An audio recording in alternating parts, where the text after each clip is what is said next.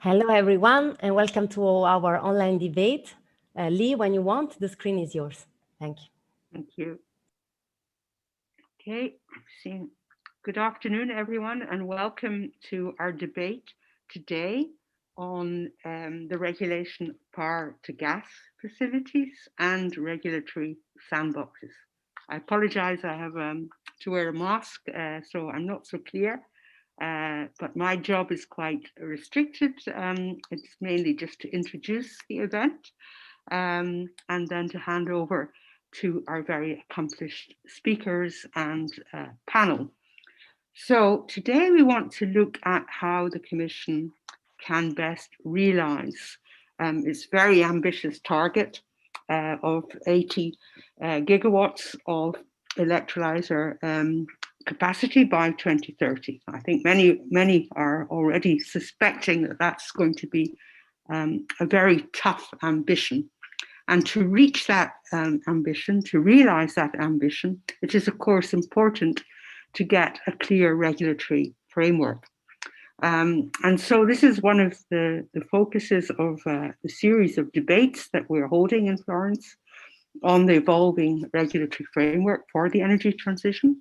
And today we want to look then at the appropriate regulatory framework or regime for power to gas facilities, and to consider whether the so-called sandbox practice could have any role in designing or at least implementing a new framework. And the questions we want to address today, our speakers will reflect on these, and we have, as I mentioned, a very distinguished panel to discuss the various aspects of the framework that could be maybe for some a barrier to realizing these targets, or for others a necessity. So do we look at whether these facilities should be put in the monopoly sector or the competitive sector, and what does that mean, of course, for regulation? Or should we not think in such binary terms and look for hybrids, so that we consider that both TSOs and the supply sector could own and operate these facilities?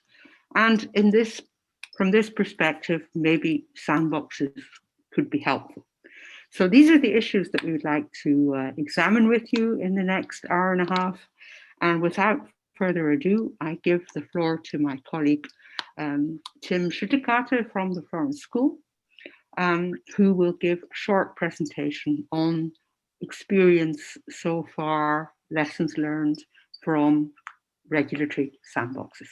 Tim, the screen is yours. Thank you. Thank you very much, Lee, for the introduction. So I hope my screen is now on presenter mode for everyone. Okay.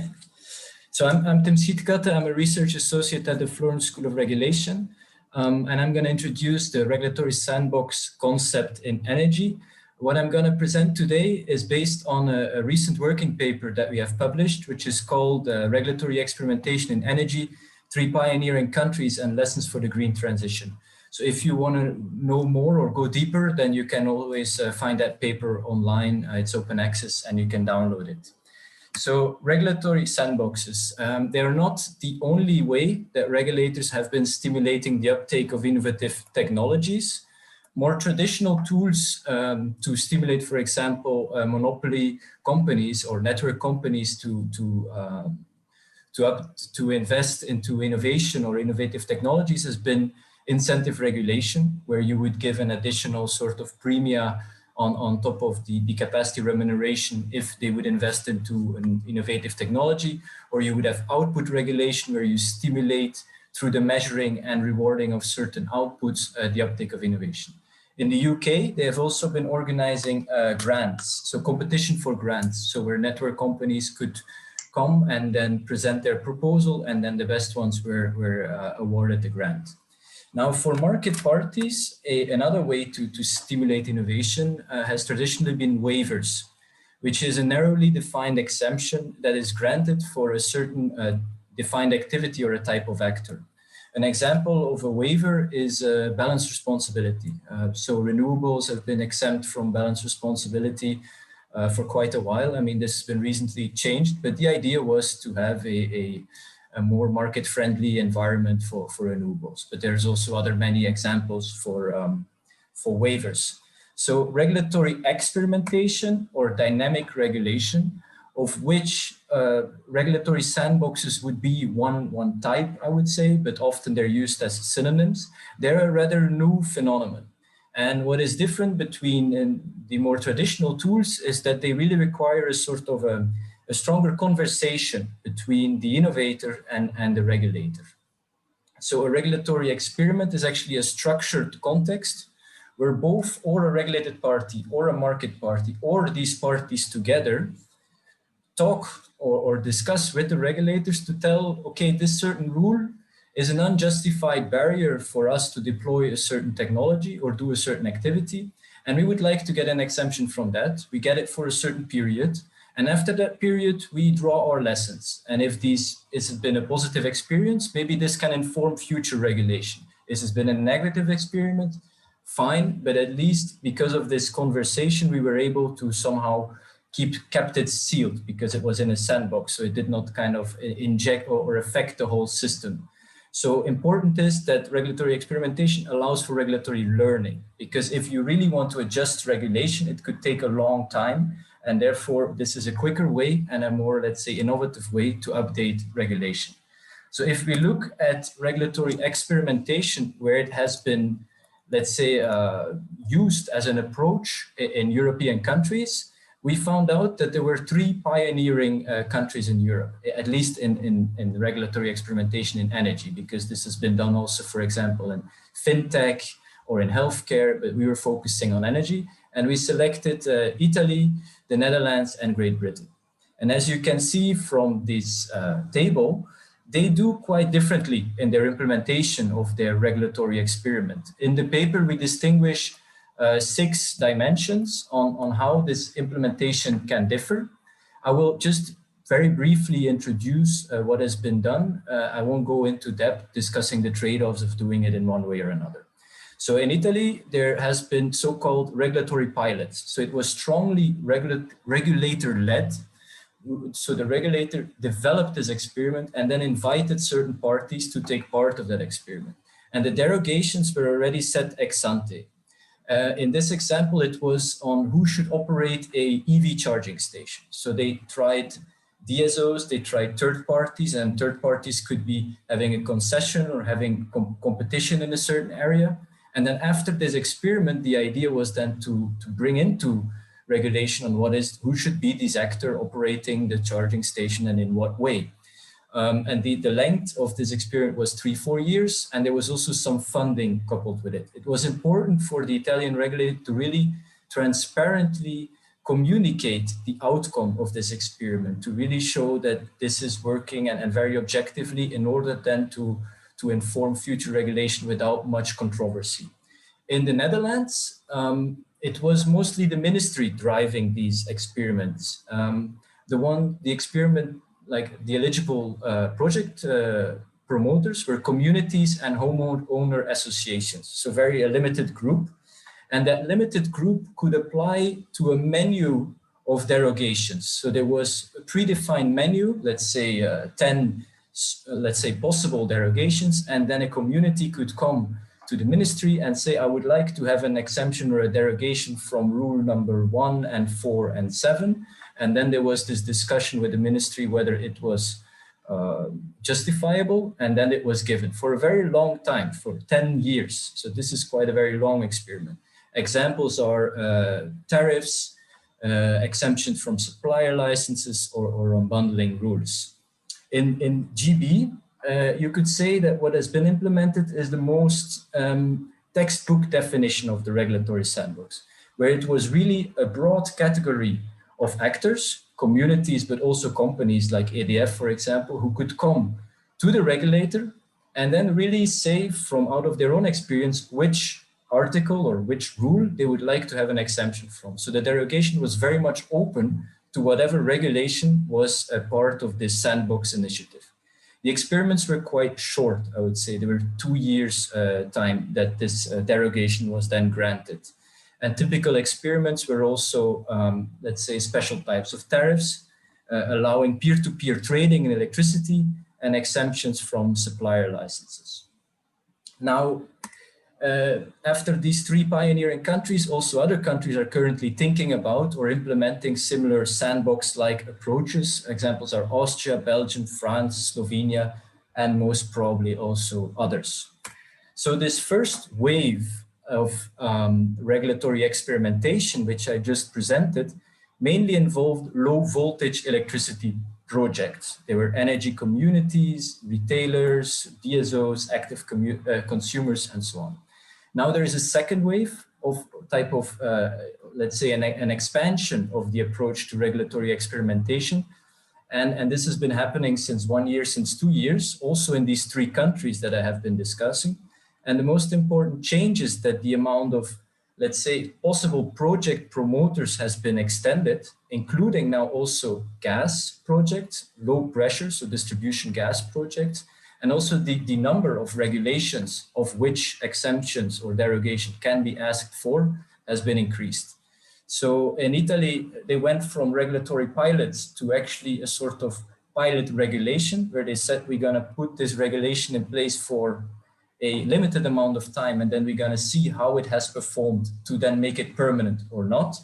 In the Netherlands, they just increased the scope of their menu of options. And in UK, there were already gas projects were already possible, but actually they were not deployed yet. So maybe there's now a stronger push to also increase the involvement of gas projects. Now, if we go back to power to gas, because that's where what we're discussing about today, everything what I discussed so far, the first wave and the second wave of regulatory experimentation, they mostly have to do with areas, distribution grids, both in gas and electricity, which are described by EU directives. And EU directives, they allow for quite some room of national implementation. I mean, often they describe certain principles which should be followed, but they do allow for national experimentation. But if you think about power to gas, which would often be coupled also to high voltage, so transmission grids, both at gas or electricity, and these fall under EU regulation. And EU regulation is more strict. It is harder to experiment or to interpret it in different ways, this EU regulation. There has been a sort of experimentation already done in the past with EU regulation. The examples are merchant interconnectors, where the default is that it's the regulated company, the network company investing into and operating the interconnector, but there is the exemption to have a third party. And batteries and EVs is exactly the opposite, where the default is that the market comes, but if the market does not come, we can have this exemption and a network company can do it. But this has been the only ways that we can interpret a sort of experimentation at EU regulation level. Now, Acer and SEER, in their The Bridge Beyond 2025 paper, which was been published just about a year and a couple months ago, they talk about an EU umbrella for the sandbox approach.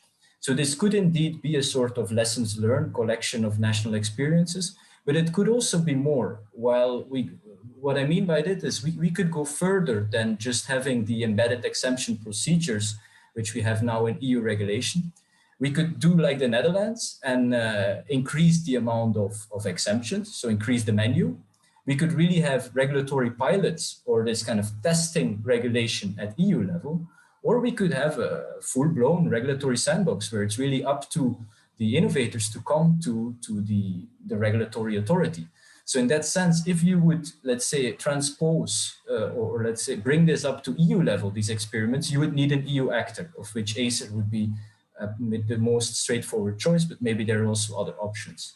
But of course, the more you allow to innovate, the more specialization and effort you would need from the regulatory agency involved, because it needs to be double checked that these experiments do not harm consumers or do not cause distortions. So this is my presentation for today. I hope it could inform you on what has been done in terms of regulatory sandboxes and where we could be going to. But up to you to discuss. Thank you very much. Thank you very much, Tim, for an excellent presentation, and I think already providing us some food for further debate. I'd like to now turn to Alberto, who is going to give a short introduction on some of the possible regulatory approaches to power to gas facilities. Alberto is director now at the Florence School of Regulation. So Alberto, the screen is yours. Thank you very much, Lee. Thank you, and good afternoon to everybody from my side as well. Indeed, I will be looking at some possibilities to regulate power to gas activities for further discussion later on. As we all know, hydrogen can be produced by a number of technologies, and it's referred in this case with different colors. What I'm going to focus in my presentation is the hydrogen produced through electrolyzers. And in some parts, I will focus in particular on green hydrogen being produced through electrolyzers by using renewable electricity. Now, before I go into the details of power to gas, let me refer to one of the pillars of energy sector liberalization in Europe, which is unbundling. Increasingly stringent unbundling rules have been introduced by the three legislative packages from the mid to late 90s to 2009. The rationale is quite clear. We do not want monopoly operators to take advantage of their monopoly position in one activity to distort the competition in other contiguous activities, which could be run in a competitive setting. And the third energy package 2009 envisages a default model for unbundling, which is the full ownership unbundling, and then two additional models, the independent system operator model and the independent transmission operator model, which were available only in those cases where the transmission system belonged to a vertically integrated undertaking at the time of the third energy package. What that involved, though, therefore, was the divestment of the vertically integrated company from the TSO activity, the transmission system operator being set up as an independent entity, a neutral market facilitators for generation on the one hand and supply on the other hand, both activities being run in a competitive setting. So if we look now at power to gas, there are two possible standard, if you want, model. I will come to more of them later on. We could consider it as a competitive activity. If this were the case, then it would not be allowed for TSOs and other monopoly operators in the sector to enter this activity. In fact, the power to gas would be run by independent power to gas operators or as part of a larger energy sector undertaking. If we needed to promote power to gas, at least, for example, at the initial stage of green hydrogen development, then we have a lot of experience in promoting renewables over the last 20, 25 years. We've learned how to do it well, and what works, what doesn't work, and also which mistakes to avoid. At the other end of the spectrum, we can consider power to gas as a monopoly activity, which would therefore need regulation, and then regulated entities would perform it. It could be the TSO, the DSO, or even a specialized regulated entity. If we needed to support the early deployment of renewable hydrogen, for example, we could do it through regulation. That's also fairly easy. Now, before I go any further, let me clarify something just to avoid any misunderstanding later on. The first best is always a competitive setting. So whenever possible, competition should be preferred because it promotes an efficient use of resources and also maximizes the benefits that can be delivered through final consumers. Now, there are various ways, various types of competition. There is competition in the market. There is also competition for the market. And in fact, renewable electricity has been promoted, especially since the Commission guidelines on state aid, through the use of competition for the market. So the use of auctions to allocate and to set the level of support required to promote renewables. So what is the main question is whether power to gas activities should be considered as a competitive activity, especially considering that gas to power, the well-known gas-fired power stations have been always considered, and no one has ever dared to say that they cannot be competitive activities. However, there is a difference between power to gas and gas to power, in which power to gas is a fairly new, especially at network scale. Electrolyzers have been, it's a process known for more than 200 years, but we're still at the development stage, at least for network scale infrastructure. And also the cost of electrolyzers have been declining and will decline further. They've been declined by around 60% over the last 10 years, and the Commission expects that the cost will still further decline by another around 50%, so they will halve in the next 10 years. So we might have an initial period in which competition, there would be some market failure and competition may not develop immediately. Do we need to go all the way to a monopoly type approach, or could we have hybrid approaches to deal with any market failure, any temporary market failure? One possibility, I think Tim has already referred to it, is what the clean energy package envisaged for electricity storage and electric vehicle charging. Competition first, competition in the market first, competition for the market second. So, but if no market interest is detected, including through the use of tendering processes, then TSOs and DSOs may be allowed into the market. They would build, maintain, and operate power to gas facilities.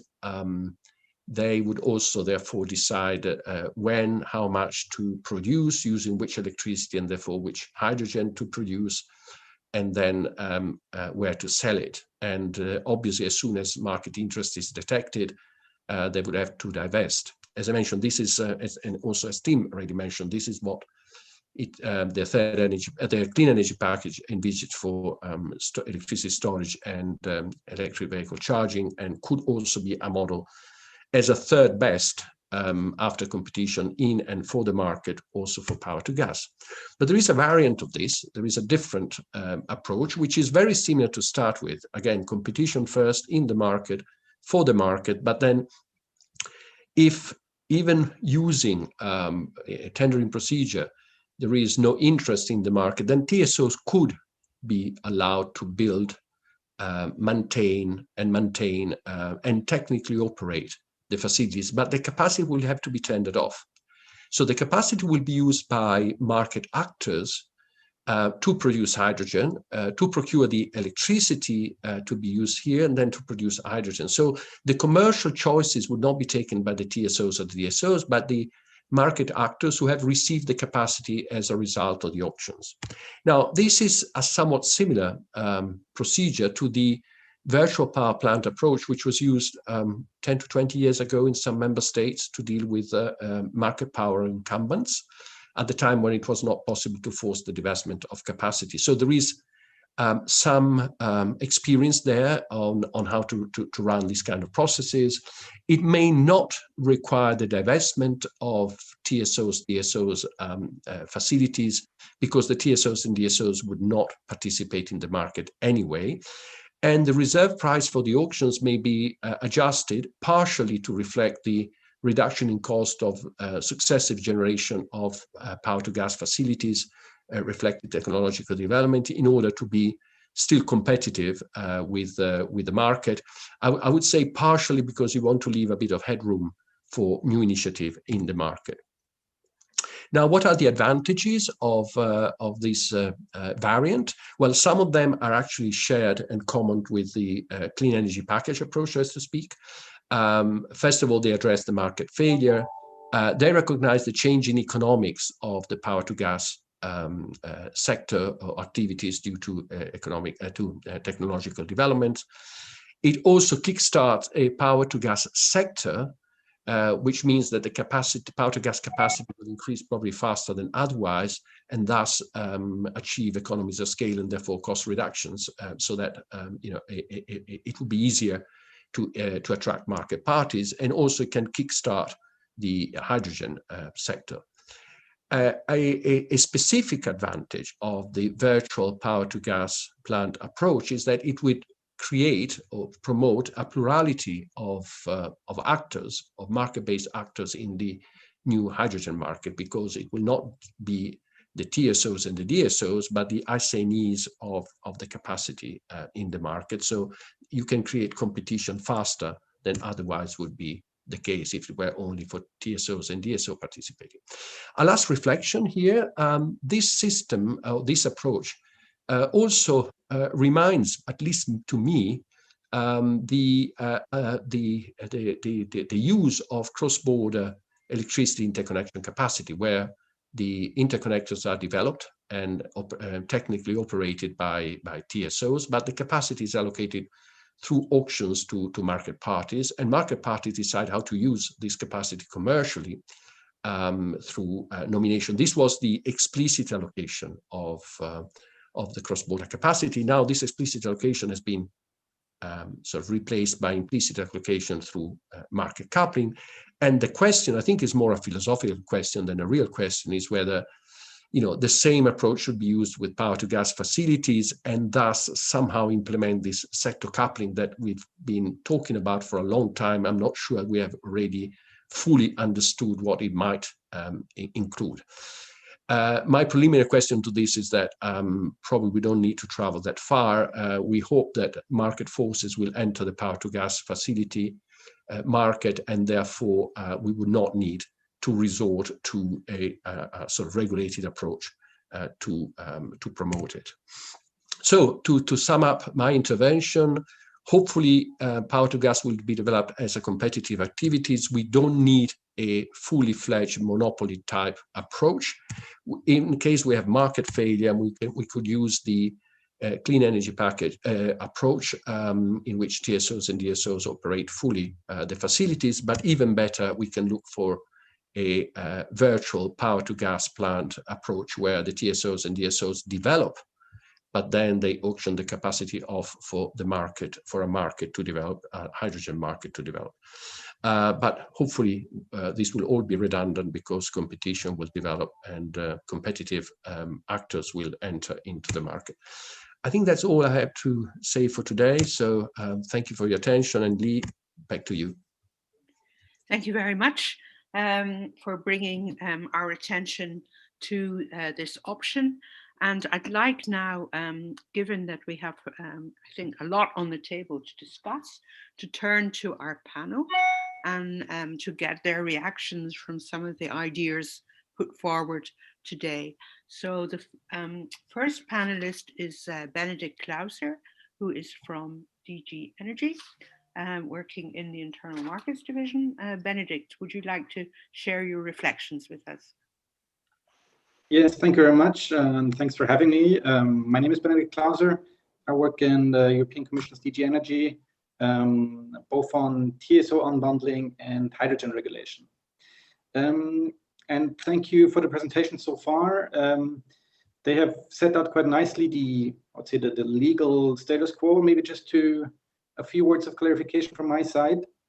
So as we heard, we have the principle of ownership unbundling, which applies to TSOs, and which is a default rule, means that TSOs cannot engage in production or sale of gas, including hydrogen. That's important to underline. And that is true both for gas and electricity TSOs. And on the electricity side, it's true that we have now a new sort of narrow exception for the operation of energy storage facilities and energy conversion facilities that was introduced by the clean energy package. And this exception, I would say formally speaking, could also cover electrolyzers. But in practice, if you look at the conditions that need to be fulfilled, I think it's rather unlikely that in practice this exception would in fact cover electrolyzers when the legal test is applied. Which means that for the time being, TSOs cannot run electrolyzers. Though they could invest in companies that do as passive minority investors. So that's the legal starting point. And if we discuss today the economic and policy rationale behind giving TSOs greater freedom in producing green hydrogen, we need to understand that this would require legislative change at EU level. And that's also true for a possible sandbox approach, because sandboxes would need a legal basis at EU level. Otherwise, member states could not grant the type of derogation from regulatory requirements such as unbundling that you see in other sectors where sandboxes are used. Of course, you could have sandboxes for other national requirements, technical requirements. I think that's certainly a possibility, but it wouldn't enable TSOs to engage in power to gas activities. Now, if we look to the future, then the Commission's objective is certainly to help enable the use of hydrogen as a decarbonization technology. And one step towards this direction, certainly to create a regulatory framework that will allow this to happen in the most efficient and hopefully market-driven manner. And now the question whether such regulatory framework should allow TSOs to build electrolyzers or even mandate them to do so, then I see three major points. Firstly, on the question of whether we should regulate electrolyzers like networks because they're natural monopolies, I think the answer is probably not, right? So they're replicable, they're non-redundant, and they have a decreasing cost curve. So I think this is evidence against this kind of network regulation that we have for gas and electricity grids. And then if we talk about relaxing unbundling rules for power to gas as a competitive activity, I think there's two risks that we need to take into account. One side is the network of current gas and electricity TSOs. And then the question is, wouldn't these TSOs face a potential conflict of interest? Wouldn't their newly built electrolyzers compete for capacity and possibly even for TSO procured services such as balancing? That's the network side, and then on the commodity side, I think there's a risk that TSO-run electrolyzers could distort the market for green hydrogen production, because arguably TSOs are in a privileged position. They have privileged knowledge of the networks, of the operation of the network. And of course, they have the guaranteed recovery of their costs through tariffs. So the question is, if we let the TSOs build a vanguard fleet of electrolyzers, could that stifle a market-based rollout of electrolyzer capacity? Question mark. And maybe one final question to TSOs directly. The TSOs that express interest today in building electrolyzers are the same companies that also advocate for building a hydrogen backbone network of tomorrow. My question is, how do you reconcile that? And wouldn't that mean going back to a world of vertically integrated energy companies running the market? Thanks a lot. Thank you very much indeed. I think those are very clear views. I can see that you're already inspiring quite a lively chat here from members of the audience, which we will hopefully come back to. So I'd like to now turn to a national regulator, Francesco Cariello from the Italian regulator, to respond with his views, also given perhaps the history in Italy of sandbox experimentation. Thank you and welcome, Francesco. Thank you very much for the invitation. Yes, I work for the European Regulation Office within the regulator. I would, of course, today speak mainly on my perspective on the issue and not, of course, presenting an official position by the regulator. But let's say I would like to share with you some of the thoughts I've been making these recent times when listening to and reading topics on power to gas facilities and experimentations. So the first question came to my mind is, do we really need to develop and deploy power to gas facilities in Europe? So I don't think it's a mandatory target to have those facilities in place. It's just one option, and which seems rather sensible, I would say, in order to achieve decarbonization at an efficient cost level.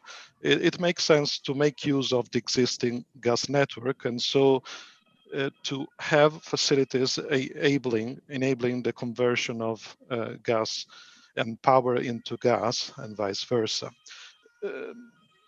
So under this perspective of, let's say, not having to achieve a mandatory target in deploying a specific technology, but rather to, let's say, taking the opportunity to develop also this technology in order to achieve at a lower cost the decarbonization target, I would also consider the important element to me that nowadays these technologies is not mature enough.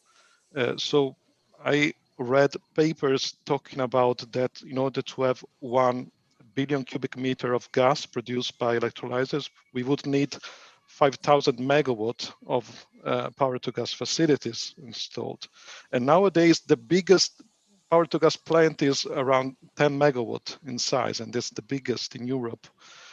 So indeed, we are discussing about a technology which is far from being mature, and even more, let's say now electrolyzers maybe are mainly based on alkaline technology, which seems not to be fit for an intermittent power supply. So they have been mainly developed under a concept of stable power flows. But of course, in the decarbonization ideal, those facilities are to be run according to intermittent power generation. So, and so, for instance, the most mature technology nowadays is not fit for the work we want power to gas to be performing in the future. So possibly we are even talking about technology which is even less mature.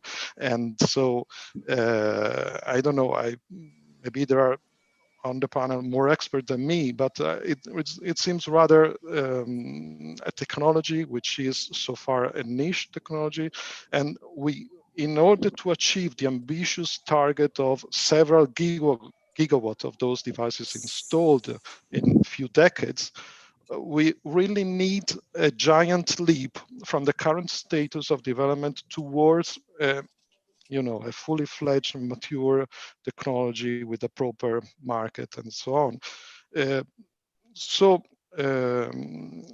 for sure, in Alberto's presentation, we have possibly had a good description of what could be a target regulation. So once the technology is there, then one can consider how to regulate it. And of course, having a competition environment is the preferred option, or even the hybrid solution that Alberto has presented. Nevertheless, I think that the real question is how to take this technology from the current status to such a level in which we could regulate it in this and the other way. And to me, if we really want to achieve all these targets, it could be sensible to exploit, I would call it a sort of implicit incentive that gas industry has in this respect. So it's, I think, clear that gas TSO, in order to play a significant role also in the future decades, may have an implicit incentive to develop those kind of facilities. So I really ask myself, is it wise to be so strict in keeping the TSOs out of the business in these early stages? I mean, not for the future development stage, but in this current situation, we need to make this technology make such a giant leap?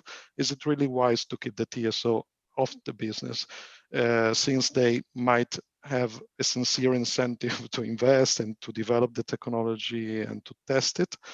And then, of course, under this perspective, I think that having a pilot regulation or sandboxes, as has been described by Tim, make a lot of sense to me, because I think we really have some missing elements in the picture. So we don't know how these devices actually work. Are they fit to work in combination with intermittent renewable generation, for instance? What is the performance of the several technologies that one can use in electrolyzers? And even there, afterwards, the methanation process. So if one is thinking not to use just hydrogen, but to convert it into methane, then also there are some technology gaps possibly to be overcome before having the possibility of really discussing about the best regulatory approach, which of course I agree that at the target level should be a competitive framework. That's it. Thank you very much. Thank you very much. Thank you. In the interest of time, I will move on directly now to Dennis Hessling from Acer. Dennis, I believe you're engaged in drafting a white paper that will touch on some of these issues. So I don't know if we can have a foretaste of some of the items that will be raised, but I leave you to tell us how you think we should proceed. Thank you. Thank you, Lee, for the introduction. And indeed, Acer, together with CER, the Council of European Energy Regulators, is working on 2 white papers, or finalizing actually 2 white papers, one on power to gas and one on hydrogen, how to regulate hydrogen markets. And both are imminent. They should be out within about a week from now. So I can give you actually a sneak preview of some of the main points that we include in those papers. And in fact, my life has been made quite a bit easier by both Alberto and Benedict, who spoke before me, and many things that they already presented I can easily subscribe to, so I will not repeat them here, maybe just to highlight some of the main points. I think first of all, the principal point that Alberto made about how do you see activity, should they be regulated, should they be in the competitive domain? I think we very much agree. We don't see, and Benedict made the same point, we don't see power to gas facilities as a natural monopoly. They could be run by the market, so as a rule, they should be run by the market. That doesn't mean that that will always work and deliver in time. There could be, of course, as mentioned, market failures, and in particular with the cost being still quite high, there's probably not an easy business case at this moment in time for a lot of electrolyzer capacity that we may need for other policy goals. And that changes a bit the situation, at least for the early stage of the market development. And that means that we also foresee that there could be an exception, that in some particular cases, if there's no market, let's say, interest, no willingness from market parties to invest, that indeed the TSOs or the DSOs could be allowed by the national regulators to invest in these facilities to make sure the market kicks off, and that over time you get sufficient scale and scope, you get economies of scale, cost coming down, and of course the TSOs and DSOs should then divest once the market is ready to take over, for the reasons already mentioned by Alberto before, to make sure this remains competitive as much as possible. I think one thing that hasn't been mentioned yet is the planning phase of these power to gas facilities. For the moment, we have quite an elaborate planning, and maybe Jan will come back to this, where ENvisaged plays an important role with the 10-year development plan, with the cost-benefit analysis, the PCI selection process, and there's one particular point which is about the needs analysis. So once you have the scenarios in place, you look at where are the gaps in the infrastructure, or certain needs to make sure the European energy network can deliver what it needs to do in the coming decade or so. And we think it's important to start now including these power to gas facilities in the planning, in the needs analysis, to make sure that we identify in time if we need these installations, where we need those installations, and when we need the installations. And especially the second point, the location, is not an obvious one. The location apparently can make quite a big difference in where you would put these electrolyzers in place, in terms of how useful or not they would be in terms of managing the overall networks, both electricity and gas. And that means we could also start thinking about locational signals. Something we know from the electricity side, not so much on the gas side, where gas normally comes from the countries we import it from.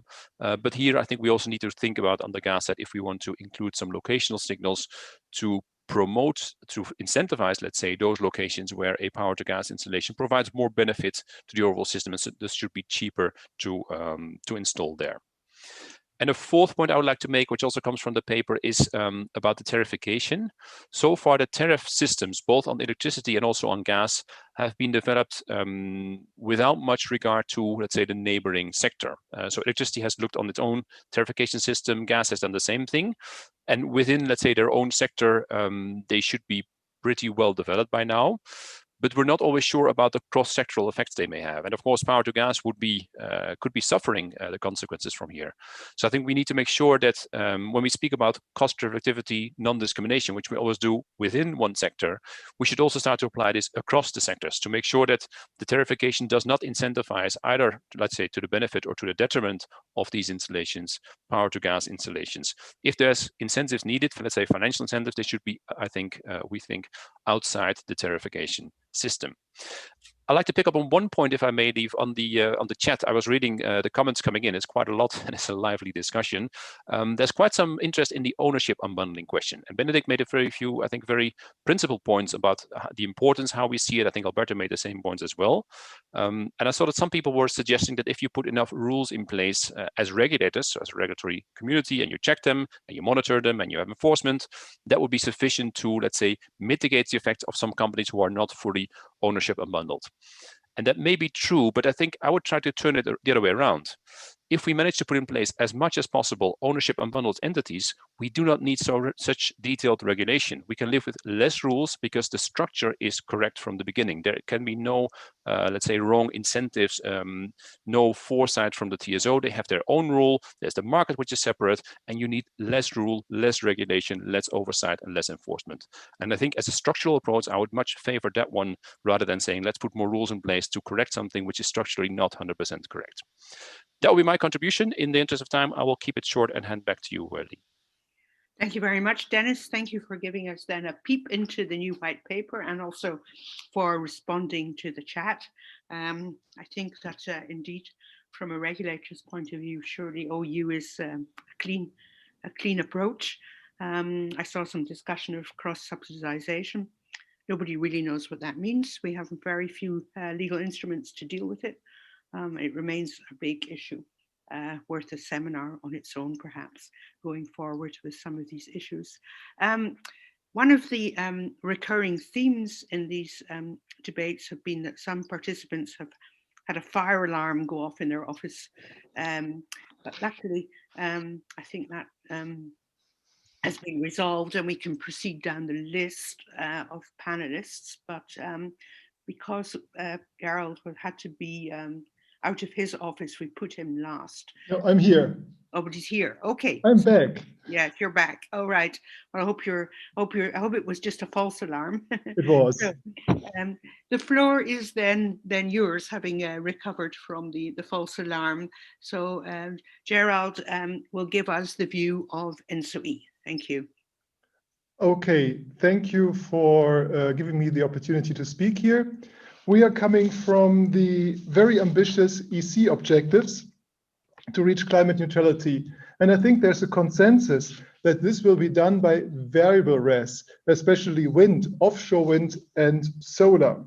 So when we look from ENTSO-E perspective, and I try to make my camera on, but I'm blocked from you. If we look from the ENTSO-E perspective, we look at the system perspective. And there we look how to integrate the variable best, the variable energies best. Now the video should be there. How to integrate the variable energy best and how to achieve the best socioeconomic value and how to reduce the climate impact. And there are two things very important. They have been mentioned before. Number one is location, because this has a very big effect of the cost efficiency of the overall system. And the second is operation. Again, it has an impact on operation costs, but also on the CO2 emissions, because if a power plant runs to feed an electrolyzers, then you're making gas to power to gas, and that is highly inefficient. If you need hydrogen, it's more efficient to go via steam reforming. And having those things in mind, from a system perspective, there is not a very big need for power to gas in the next probably about 10 years to come. However, after that, the need will increase significantly, and there will be a very big need, and we need this industrial size for the system so that the system will run efficiently, and that we can actually use the variable rest to decarbonize the economy best. And for the time being, I guess there is no business case for most electrolyzers. So we are talking about one way or another to have public money here. And at the same time, we know that we need to ramp up the technology because we do not have the industrial size technology. We do not know how it operates best in today's system and in the developing system. We have no good feeling for the costs, and costs are still going down. So everyone who invests now will always have a problem compared to the person who invests later on. And we don't know how the CO2 prices will develop, how the market will develop with the Green Deal implementation. So there are many open issues. And I would like to structure this. I would like to structure this into two phases. Phase number one is, let's say, the development phase. We seem to have lost.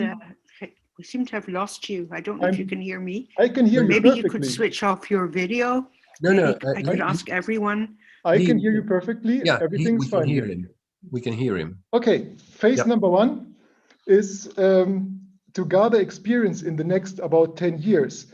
And therefore, gathering experience, I think it's extremely important to share the information, to make it publicly available so that everyone can gain from this knowledge and this learning. And the second phase is more the industrial implementation that I see sort of 10, 15 years later on. There we're talking more about using this information.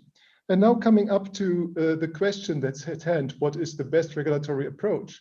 I think especially in phase number one, in the ramp up phase, it makes a lot of sense to have pilot projects developed by DSOs or TSOs, because they can invest them at the right place. So it's efficient from a system perspective, and they can operate them only when there's surplus renewables, so we don't increase overall CO2 emissions. And then actually the virtual power to gas plants, as presented by Alberto, could make perfect choice. We don't want to own the gas or the electricity. We could just make the plants available for good use.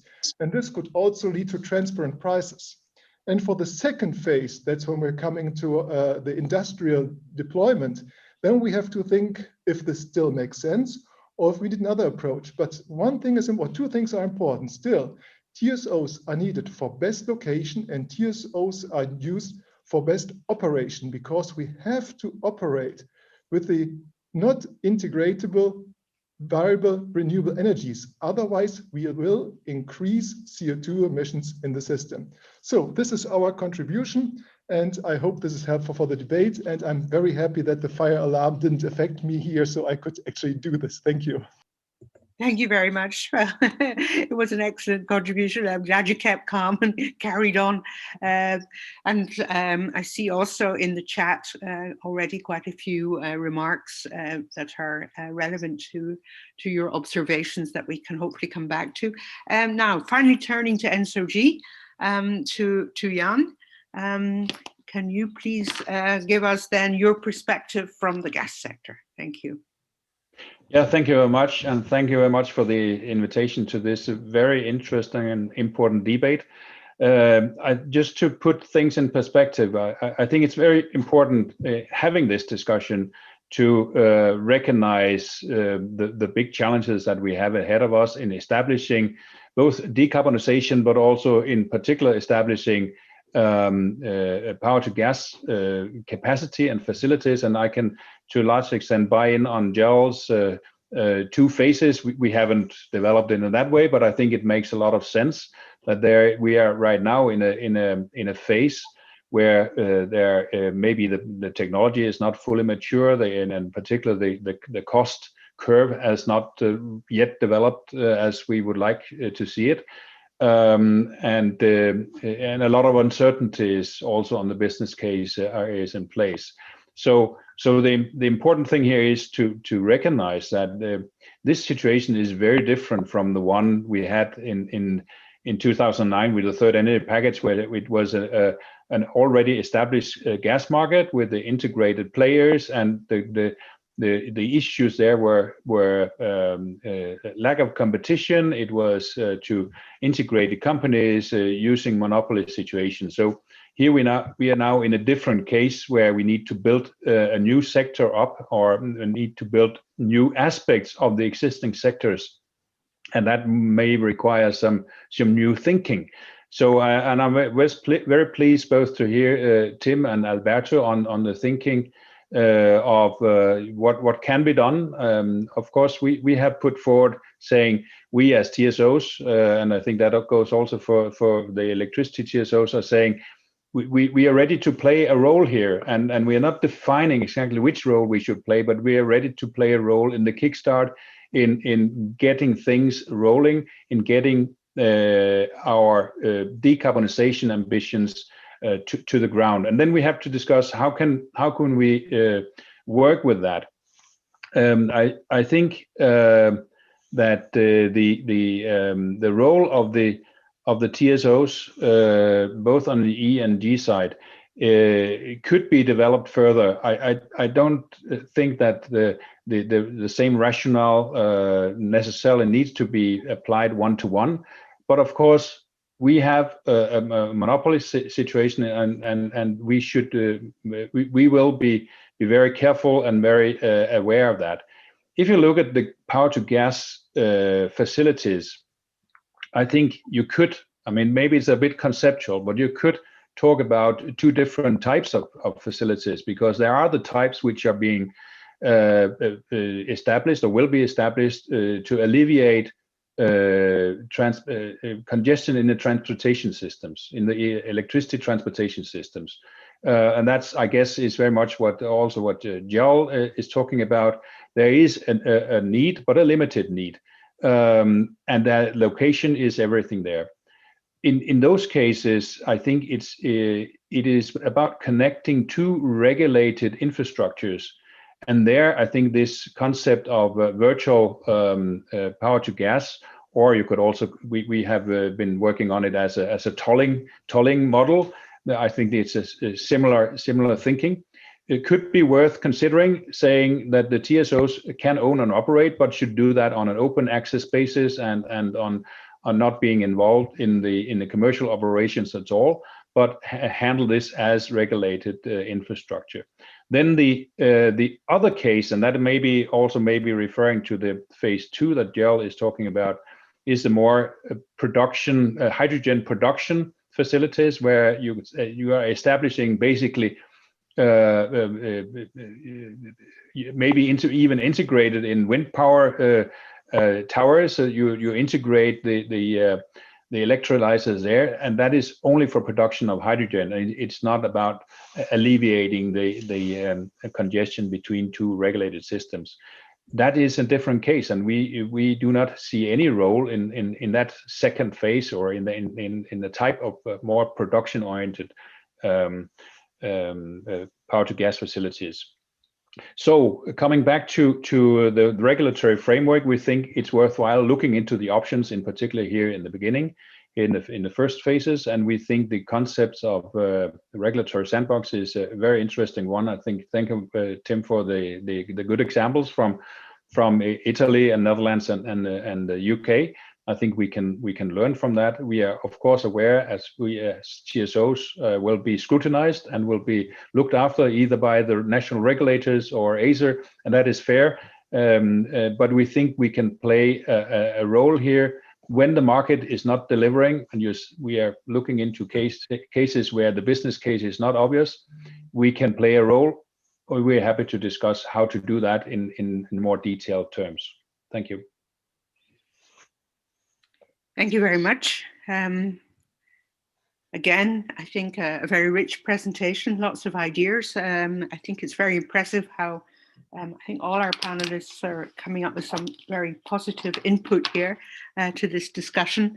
And I'd like now, before we go to some of the questions and a further debate, to hand the floor back to Alberto, who will introduce the polls and the questions that we have posed to you.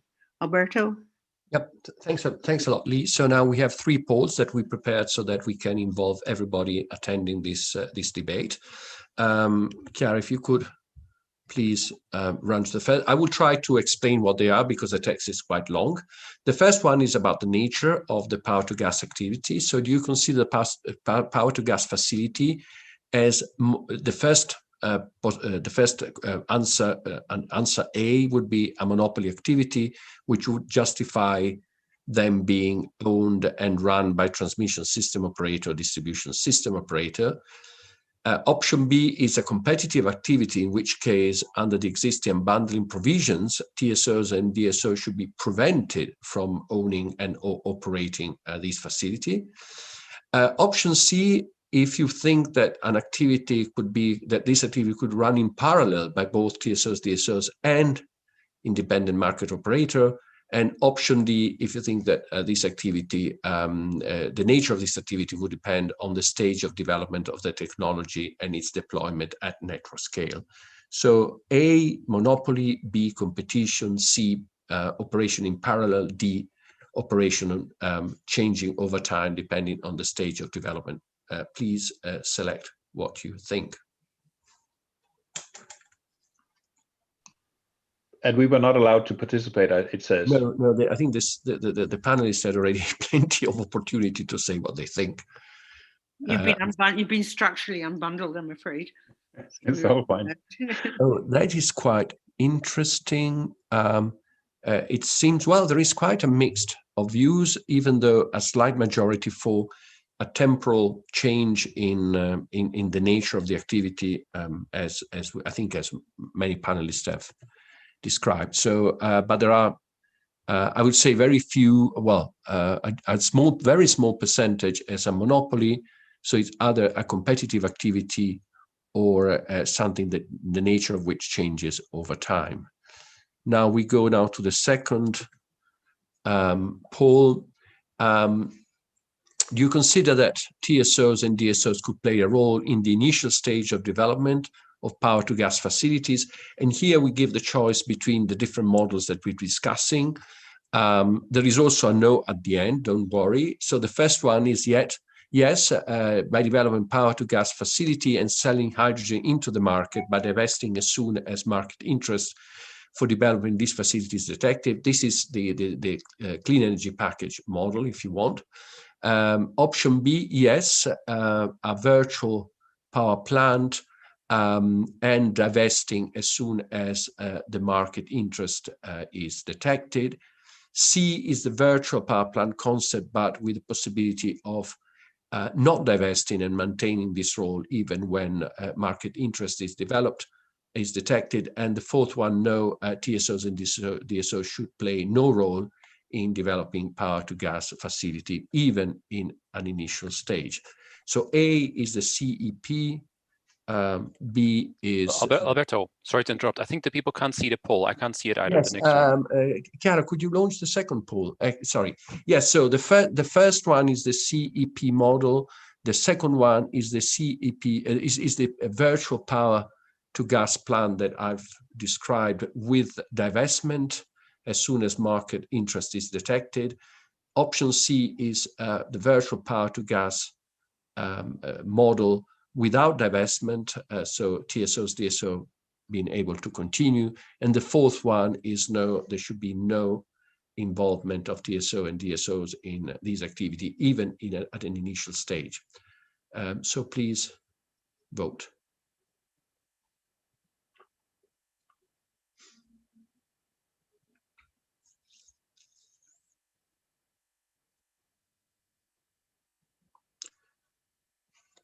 Right, so it seems that, well, there seems to be a slight majority, but I think it's almost ex aequo for the virtual power to gas approach with and without divestment. There is just a hedge for the option of not divesting once market interest is detected.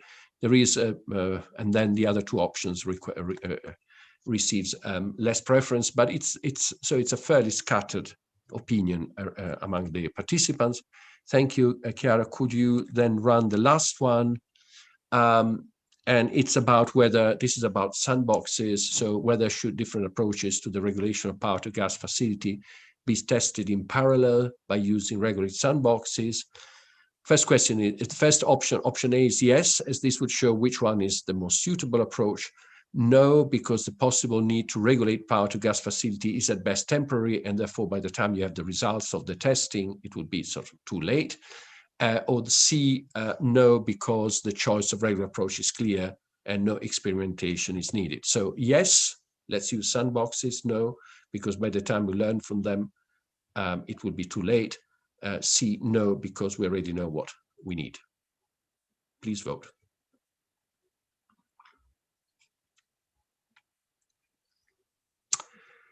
Right, team, you convinced the audience that some regular sandboxes would be useful.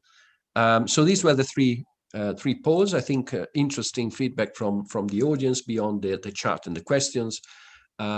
Lee, I give the screen back to you if you want to have another quick turn with the panelists and then probably picking some questions. Yes, thank you very much.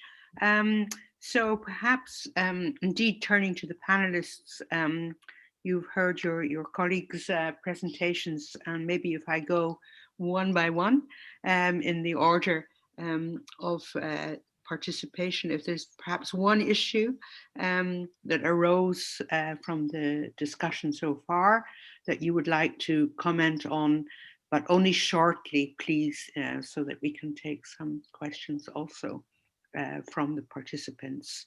So I would turn then to first to the Commission, to Benedict, if you would like to reflect on any of the presentations you have heard from the panelists. There was a lot of useful takes and some interesting views also in the chat.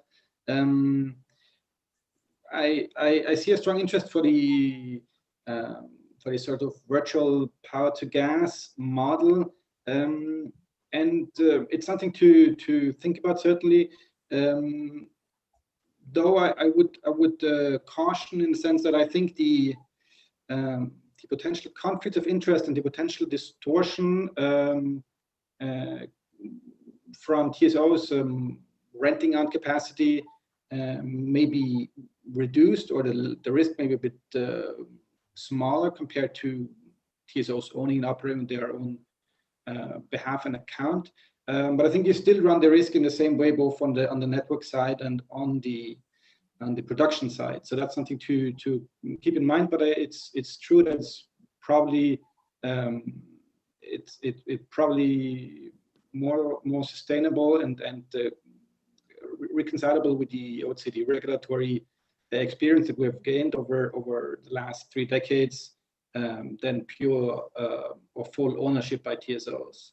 And this is one of the questions certainly that the Commission will raise soon in a public manner through a public consultation. And I'd certainly invite everybody who's interested in this topic to respond to this public consultation that DG Energy will launch soon. Thanks a lot. Thank you.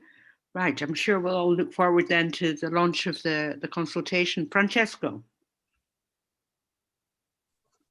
Yes, thank you very much. Just a quick reaction to 2 topics that were raised during the discussion. The first one, I think it's really crucial, which is the fact that we should be talking about an environment in which we have an excess generation of renewable power. So to say that in order to have, let's say, those facilities run in order to produce green hydrogen, we should just consider the hours in which we have an excess of renewable generation, or let's say a bidding zone or a network node in which we have this condition. And this might, to me at least, push even forward, the time in which those facilities will be able to operate in order to generate green hydrogen, because let's say even achieving, the current target of renewable generation is challenging, but thinking even to achieve such a level in which we have too much, and then in order to convert it into hydrogen, then it's really something which I don't know. It seems hard to me to be achieved in such a short period of time. And the other one is that when talking about these devices, I think we keep moving from, let's say, a conception of a sort of network tool. So a device at the use of a network operator in order to solve a congestion or to operate the network. And instead, let's say, a device which is run by a market actor who is exploiting very cheap electricity in order to sell hydrogen or methane. And to me, let's say, according to the different perspective you keep in considering those devices, then you may also end up in different potentially regulatory framework, because at least to me, once the technology is there, it's sensible to try to compare it to a gas to power device, so to let's say a gas power generator. And so under this assumption, I would consider it let's say to be left to the market forces, and let's say also the operation to be left to the price signals of power and methane or hydrogen, and not to be driven by I don't know, a network need. But let's say listening to the other panelists and to the reading to the Q&As, I really felt that there is this different approach which might entail a different regulatory perspective. Thank you. Thank you very much. Yes, I think you see coming through the chat, indeed, a lot of remarks about, let's get the price signals right and try to identify the distortions coming through the current system that distort the right price signals. So moving to Dennis, we'd welcome then a couple of minutes reflection too from you, Dennis, from what you've heard today. Thank you. Yes, thank you, Lee. I'll make 2 points. One towards Jan on the distinction you made between the different uses of electrolyzers. One for the production of hydrogen, let's say for feedstock for industry, where TSO should not be involved. The other one for addressing congestion in electricity and connecting to regulated networks. I think indeed when we discuss the possibility on an exceptional basis for TSOs to be involved, we're really thinking about this second category, or the first one that you mentioned, so connecting regulated networks. And it's quite clear that in the case of using electrolyzers to produce hydrogen for industry, that should be for sure out of scope for TSOs or DSOs, regulated entities. The second point would be to reflect a bit on the poll. There was this interesting question about the regulatory sandboxes, whether we should use them. And then before that, the question about if TSOs or DSOs get involved, how should they be involved? I think from that question, there's a clear preference from the group, which I would support, that the TSOs should remain on the asset side. So they could maybe, if need be, on an exceptional basis, invest and operate, but they should not be involved on the commodity side. And that raises the question of how to make this capacity then available to the market, the auctioning. And I think if you limit a bit the scope of the regulatory sandbox on this particular issue, where Alberto has a proposal of the virtual power plant to mimic that in this new setting, I think there it could be relevant and interesting to experiment a bit, to see which approach works to, let's say, differentiate between the regulated part and the market part. And to see what works over time. I would not throw it open altogether. I think we understand the basics of this, these installations and what role they would play reasonably well. So I think we don't need a regulatory sandbox there. But on the particular aspects of how to regulate the interface between the, let's say, the invested part and the commodity part, there we may benefit from some experimentation. Thank you very much. And now, moving then to the network representatives, first to electricity and then to gas. So, Gerald. Thank you. First, I would like to comment on comments from the audience. They said, my point about surplus RES is key, and then, but will electrolyzers be profitable when they are only run in surplus RES situations? 2 comments on that. First, I believe if you want to reduce CO2 emissions with power to gas, you can only run it on surplus electricity. And in the future, you will have this in two aspects. Number one, you will have congestions. Number two, you will have even more electricity than you have customers. So there is really a need to use it another way. So we calculated on a later stage, especially close to offshore connection points, that you can come in the range of 2,000 to 2,500, maybe a few more hours in the future. But if you want to reduce CO2 emissions, you have to use this power, and then you have to see if the business case works out with those operating hours. I don't see it for this phase one. In this phase, in the introduction phase, you will have more and more practicing this and testing the installations, like you run new motors on a test stand. But when you come to production, you should do it on res, on surplus res only. And the second point, I would really like support Dennis here in the part of auctioning, so that, for example, TSOs provides the capacity, but the commodity is owned by third parties, and so the capacity is then auctioned to those third parties. That is another very interesting perspective, because it also shows the value of those electrolyzers, which could give an indication for the future business case, especially in relation to CO2 prices and other incentives in the market. So there's really some merit in doing this. And again, for TSOs, if they are, or DSOs, or if regulated entities are involved, I think transparency is key. We can be transparent because for us, we don't have competitors as such. We can make everything we learn transparent. Thank you. Thank you very much. And the final word then goes to gas. So Jan, would you like to perhaps take up any of the points? Yeah, very much. No, I think it's very interesting discussion here, and I think on this issue about the potential monopoly and situation of the TSOs in case of ownership of the described situation between an electrolyzer between two regulated infrastructures with congestion in the electricity infrastructure. The first phase example, I fully aligned with what Dennis has said, but I think maybe that's addressed to Benedict as well. I think it should also be considered, what if this connection or this electrolyzer that we are talking about there is a fully commercial one, non-regulated? Then you will have a facility which will be basically building its revenue on congestion rent, and that is also a problem. So in that case, you can say at least you should consider, in case it's not owned by, it's not tightly regulated, it should at least offer access and regulated terms.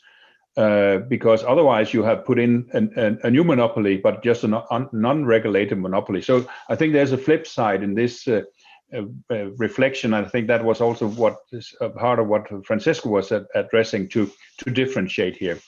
So that's the one comment. The other comment, I think I welcome very much this discussion. I remember for a couple of years ago, we started to have these discussions, and there we were, I think, much less refined, and you could say, have not reflected fully on that it's a different situation. Now I think we are reflecting on a different situation and are considering, yeah, it's a complicated case, and of course there are a lot of aspects that to be taken care of, and we are fully aware of that and fully respectful of that. But I think it's good that we're now having this open discussion. Thank you very much for that. Thank you. I think indeed that's what we really hope to achieve, open discussions and to facilitate exchange of ideas. Maybe going into the chat, I think there's one question that's kind of the million-dollar question that comes up in all regulated sectors and has come up through many decades of regulation.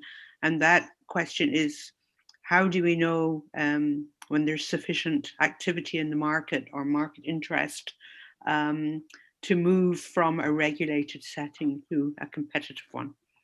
Would anyone like to tackle that? I think very much the chestnut.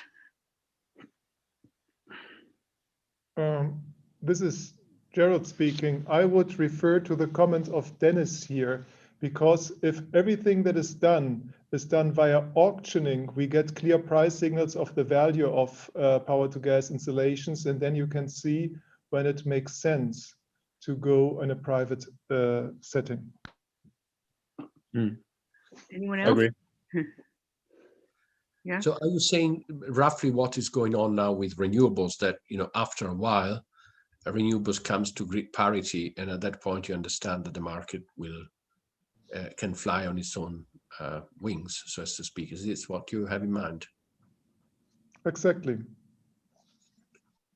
Yeah, but I mean, if I can just, you know, the issue was, you know, both the clean energy package approach and also what I've been proposing. And as I said, it's only a revisitation of something which was already around more than 10 years ago, is that, you know, you only introduce sort of regulation or support if the market does not deliver. And so the first question is, you know, what would you mean, you know, market not delivering? Is that no electrolyzer is developed, or you have a target of what should the market develop and see whether this comes in, and if not, then you go down the list of second, third bests. I mean, that's, I guess, is what the issue is, right? I think on this one, if I may come in, maybe indeed it's linked to the needs analysis that I mentioned before. I think the goal is not, at least from my perspective, is not to build as many electrolyzers as possible. The overall goal, the overarching goal, is decarbonization in the most efficient way. And electrolyzers could play, and probably should play, a role, big or small, we don't know, and we'll find out over time. And so I think the goal of this planning exercise, say, if this is our goal, this is our planning in terms of production, supply, demand for the next 10 years, let's say, we would need certain locations for electrolyzers at certain moments in time. We open it up to the market. Let's see if somebody wants to invest. Maybe governments want, or the EU wants to put some financial incentives in there, especially in the beginning, because the business case may be difficult. Let's see who wants to invest. We still have the need there. If then, with this financial incentive, nobody's willing to invest, then probably you can see it as a market failure at that moment in time. And then maybe you open up for the TSO and the DSOs in the way that we discussed before. And I fully agree with Gerald.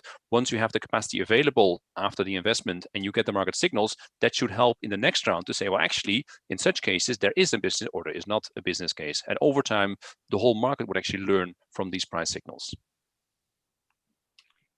Thank you. Anyone else wishing to comment?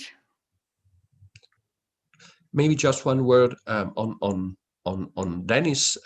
Interesting. I don't have a comment. I just have something to note, that, you know, we have somehow discovered another aspect by which power to gas is different from gas to power, because no one has ever thought of having, you know, power to gas, gas to power as being part of a planning exercise. Usually TSOs take what the market develops in terms of location, etc. You have locational signals, etc.